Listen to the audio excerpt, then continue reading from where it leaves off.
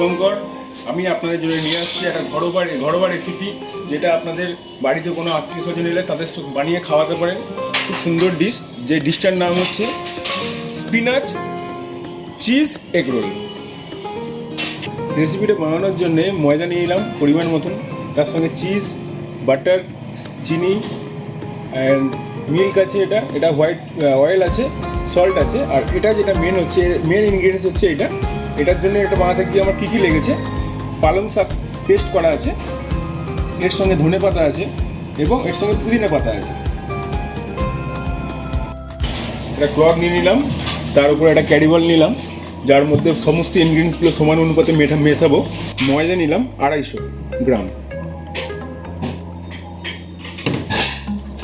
তার সঙ্গে পরিমাণ মতন সল্ট, পরিমাণ মতন সুগার অ্যাড করব। তারপরে দুধ নিয়ে নেব 300 গ্রাম। তারপরে এই বাটারটা এতে বাটারটা হালকা করে আগে থেকে একটু হিট দিয়ে বাটারটাকে একটু হালকা করে নেওয়া হয়েছে, যাতে এই ব্যাটারের সঙ্গে ভালোভাবে মেশে। আর তার সঙ্গে সাদা তেল 2 টিস্পুন মতন,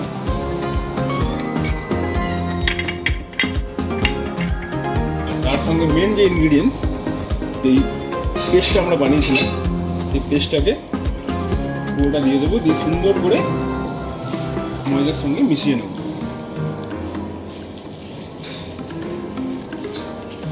এর মধ্যে পরিমাণ মতন জল নিলাম।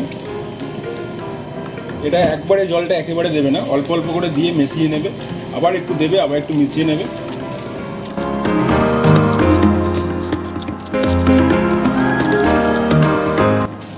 অ্যাকচুয়ালি আপনারা দেখতে পাচ্ছেন কালারটা কত সুন্দর এসছে।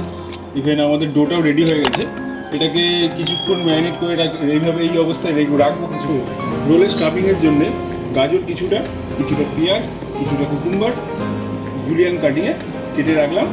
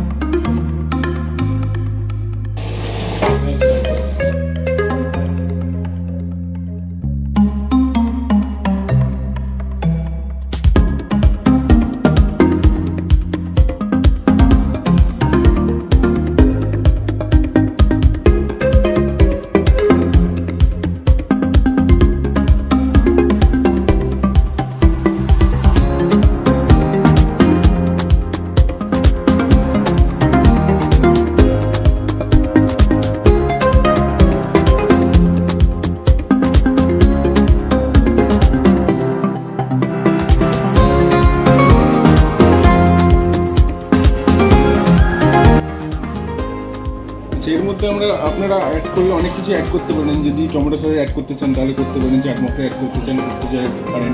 কিন্তু এর মধ্যে আমরা যে স্পেশাল জিনিসটা দেবো সেটা হচ্ছে চিজ।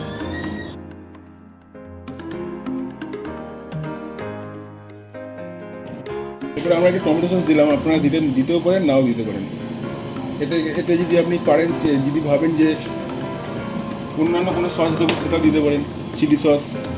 এবার এটাকে মুড়ে দেবো।